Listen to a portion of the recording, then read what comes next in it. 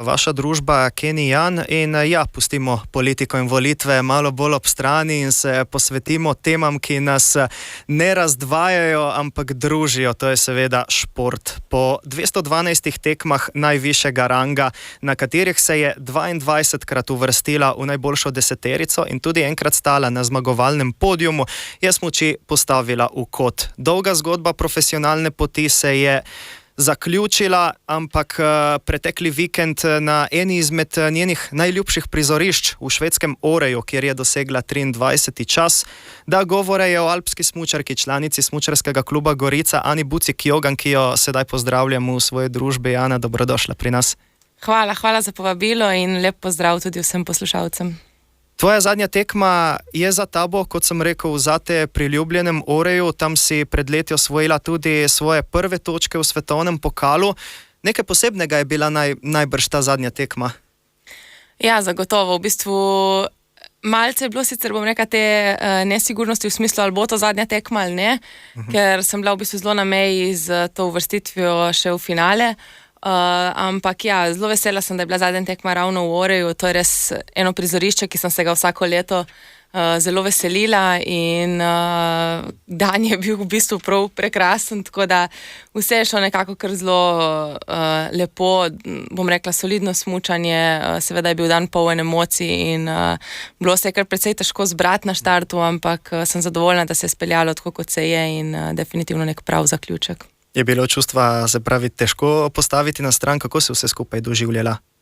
Ja, jaz sem se res trudila, da bi v bistvu, bom rekla, dokler tekmujem, tekmovala oziroma da dam vedno vse od sebe in tudi na zadnji tekmi sem želela to narediti.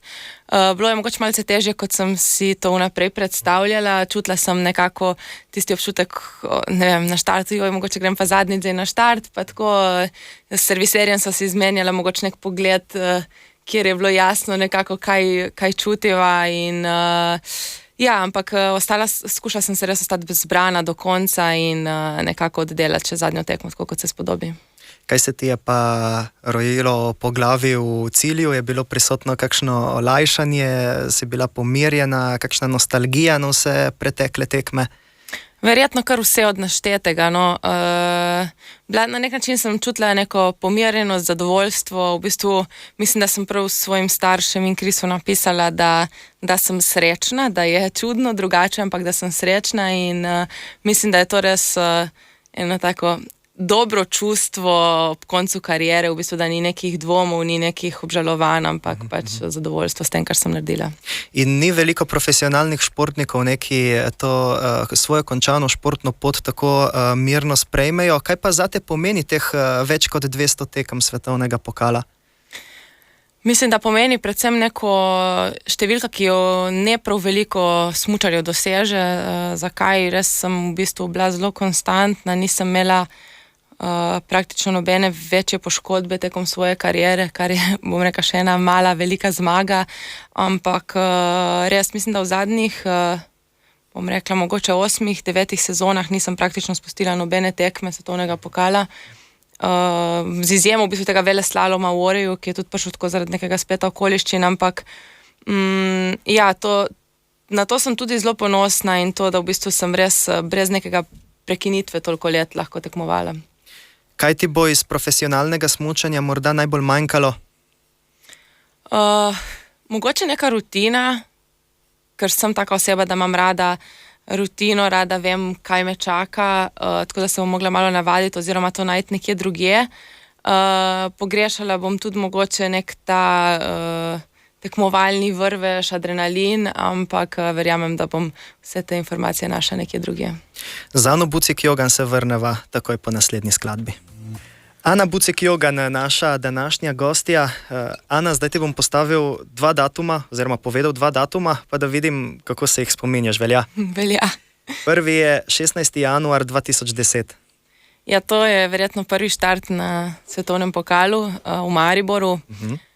Nekako za to tekmo, da sem se uvrstila, sem zvedla 1-2 dni pred samo tekmo In seveda sem bila zelo vesela, jaz sem šla s svojo reprezentančno kolegico Ulo Hafner in za najo je bil to zelo poseben dan. Že sama stvar, da nama ni bilo treba sami nesti svoje smuči, ker nam je to naredil serviser in take malenkosti, so bile nekaj posebnega in imam ta dan, bom rekla, v zelo lepem spominu. Takrat si imela štartno številko 75, sicer mislim, da si takrat odstopila, ampak vseeno potem si kmalu postala standardni člen A reprezentance. Kaj pa 26. januar 2018? Ja, to so pa, bom rekla, moje edine stopničke v svetovnem pokalu, Lencer Hajdeju, seveda se zelo dobro spomnim. Takrat sicer, bom rekla, nisem nekako pričakovala, da bo to edine, oziroma sem upala, da jih bom kasneje še kakšne dosegla, ampak bila je posebna tekma, praktično Super G-ja nisem dobro smučala in zato končala na 30. mestu. Pol pa mi je uspela res, bom rekla, taka življenjska slalomska vožnja in tako zgodovinsko napredovanje do 3. mesta, tako da sem vesela, da mi je to uspela in da sem konec koncev tudi v svoji karieri občutila, kako je stati na zmagovalnem odru. Ko pogledaš nazaj, na katere trenutke v svoji karieri si najbolj ponosna, recimo kateri rezultat ti je morda najbližje srcu? Kot prav en rezultat se zelo spomnim večino teh domačih tekem, kjer sem zelo velikokrat dobro tekmovala, ampak mogoče tisto 7. mesto v Mariboru, mislim, da je bilo 2017, ali takrat sem v bistvu prvič prevzela pred domačimi navijači in to mi je ostalo v zelo lepem spominu. Najbolj pa sem zagotovo ponosna na to, da sem pač dve sezoni v bistvu bila med elitno sedmerico in to je resen dosežek, ki ni lahko dosegljiv in pove marsikaj, tako da na to sem sigurno najbolj ponosna. Če samo še poslušalcem orišemo, v slalomskem seštevku je bila tvoja najboljša sezona 21-22, ko si bila 6. Generalno gledano pa je bila najboljša tvoja sezona zatem, se pravi 22-23, imela si 405 točk in si bila 21. v skupnem seštevku, 8. v slalomskem in 14. v veleslalomskem. Kako pa je stati na olimpijskem prizorišču? Ja, olimpijske igre so sigurno, bom rekla, neke sanje vsakega športnika. Jaz sicer moram priznati, da nisem, tako kot nekateri reče, kot otrok, res toliko sanjala o tem. Jaz sem rada smučala, želela sem si biti dobra, nisem pa nekako se niti zavedala nekako teh olimpijskih iger, ali to sploh mogoče ali ne. Ampak je nekaj posebnega. Mi smo sicer imeli tiste, ko sem bila res najbolj v formi in ki sem se jih najbolj veselila v času covida, tako da to je malo mogoče mi žal, ampak ja, sem vesela, da sem obkljukala tudi trojne olimpijske igre in na vsake imam nekako poseben, drugačen spomin. Vrhunski šport pa niso samo uspehi. Kako si se morda spopadala s slabšimi dnevi? Ja, v bistvu mislim, da bi večina športnikov rekla, da je na koncu skoraj več teh slabših dnevov kot dobrih. Take dneve se probaš vedno nekaj naučiti, postati boljši, ugotoviti, zakaj je prišlo, probati poskrbeti, da jih bo čim manj. Ampak takrat je pomembno, da imaš ob sebi pač ljudi, ki jim zaupaš, da se lahko pogovoriš in z ekipo, zakaj je do tega prišlo, da imaš nek support od doma in to pri meni res ni manjkalo. Tako da se mi zdi, da sem prav zaradi družine in prijateljev dosti lažje šla čez to. Kako in koliko pa te je profesionalni šport oblikoval kot osebo, ne toliko kot tekmovalko? Ja, šport te nauči ogromno neke discipline, potrpežljivosti, tega, da v bistvu rezultat ne pride čez noč, da ne pride samo od sebe, ampak da je potreba za rezultat veliko delati. Tako da jaz verjamem, da vse te lastnosti mi bodo prišle prav tudi v prihodnje, ne glede na to, kje bom, kaj bom počela in nekako bom res te vrline, ki jih moraš imeti kot športnik, skušala nositi celo svoje življenje. K temu se še vrneva, najprej pa še to vprašanje, kaj pa tista Ana še iz otroških ali gimnazijskih dni bi oziroma je verjela, da jo čaka takšna pot? Ne, težko bi rekla, da sem verjela. Jaz res, mogoče tudi, ko se z drugimi pogovarjam, nikoli nisem toliko razmišljala vnaprej, kaj je možno, kaj ni možno. Jaz sem rada smučala in vedno videla nekako par tistih rezultatov, ki so dosegljivi in jih skušala doseči. Nekako se je pol ta letvica vedno bolj dvigala.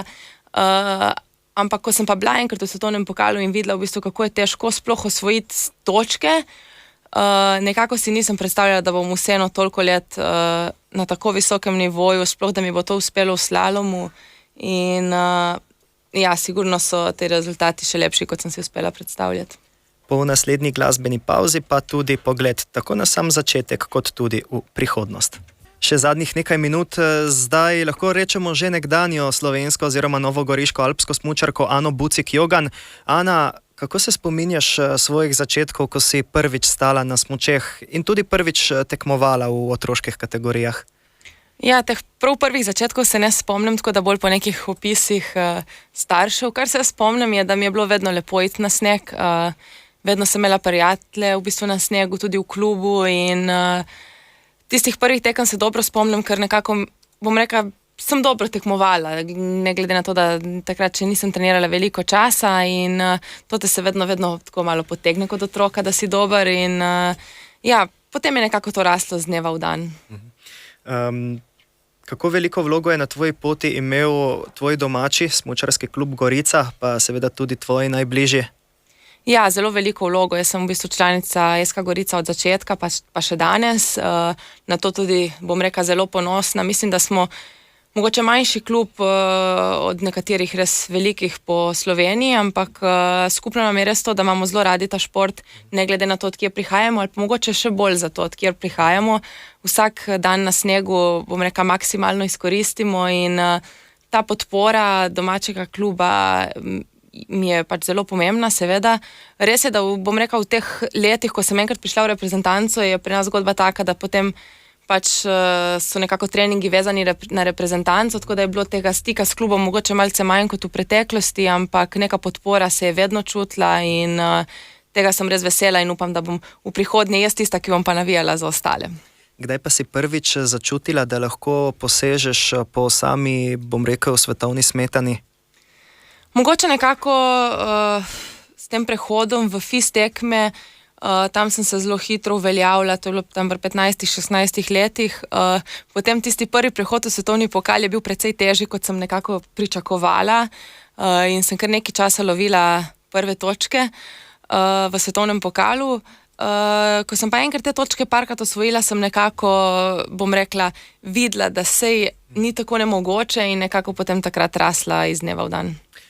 Eno vprašanje, ki se ga mnogi verjetno niti ne zavedajo toliko, koliko odrekanja je potrebnega na poti profesionalnega športnika, koliko ga je bilo potrebnega na tvoji poti? Ja, odrekanja je veliko v vsakem športu zagotovo.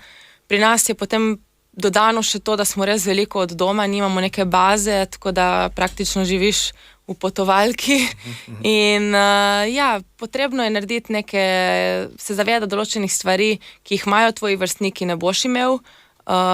Jaz bi zagotovo svojo pot še enkrat ponovila, tako da mi ni nič žal, ampak so bili trenutki, bom rekla, ko mi je bilo težko, mogoče tudi recimo neka izbira fakultete je mogla biti drugačna zaradi športa in ja, so trenutki, ki si jih želim, da bi jih mogoče dala skozi, ampak definitivno ne bi pa to zamenjala za šport in bom rekla, da sem vesela, da sem se tako odločila in nimam nobenih nekih obžalovanj ali česarkoli.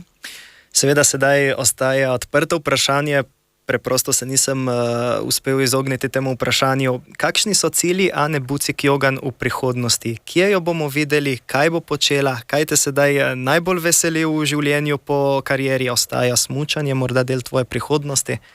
Ja, to je sigurno, bom rekla, vprašanje, na katerega sem že kar nekajkrat odgovorila v zadnjem tednu, pa mogoče nimam še 100% odgovora. Zagotovo moram dokončati tudi fakulteto, imam še slab letnik, da končam. Si pa želim ostati povezana s športom, seveda v neki drugi vlogi. Na kakšen točno način to bo, v tem trenutku še ne vem. Ampak ja, želim si ostati v športu, rada imam šport in bomo videli, kam me bojo te poti zapeljali. Če ima kdo kakšno idejo, me lahko tudi pokliče in bomo skupaj našli nek skupen jezik, ampak se mi zdi, da sem se naučila veliko, da imam še dosti zadati v tej smeri in ravno zaradi tega me vleče, da bi ostala na športni strani. Če potegneva črto, kako bi opisala svojo kariero na kratko v enem stavku? V enem stavku zelo težko, mogoče z eno besedo prav moja, unikatna, vsak verjamem, da bi to rekel, vsak ima neko svojo zgodbo Ampak lahko rečem, da je bila lepa. No, pač, sploh zdaj na koncu tiste slabše trenutke pozabiš in se osredotočiš res na te najlepše. Kaj bi svetovala mladim tekmovalcem ali pa recimo mlajši sebi, vsem tistim mladim, ki si želijo na svoji poti biti uspešni? Jaz mislim predvsem to, da vztrajajo, da ne obupajo, da če imajo neke sanje, neke želje, se morajo zavedati, da čez noč spremembe še ne bo in da v tem vztrajajo. Predvsem pa, da to, kar počnejo radi, ker v tistih težkih trenutkih, če stvari, ki jo počneš, nimaš tudi rad, ne greš čez njih. In pomembno je, da delaš stvari, ki, bom rekla, ne da so ti najljubše v vsakem trenutku, ampak v večini trenutkov pa ja. Ana Bucik-Jugan, čestitke za vse tvoje dosežke. Mi ti seveda želimo obilo sreče tudi v prihodnje, obilo zadovoljstva v prihodnje in kamorkoli te bo pot ponesla. Hvala, da si se oglasila v našem studiu. Najlepša hvala. Hvala tudi vam v bistvu za vso korektnost skozi ta leta in verjamem, da se sigurno še srečamo v prihodnje. Hvala tudi vam, spoštovane poslušalke in poslušalci. Ostanite še naprej na valovih Radio Robin. Radio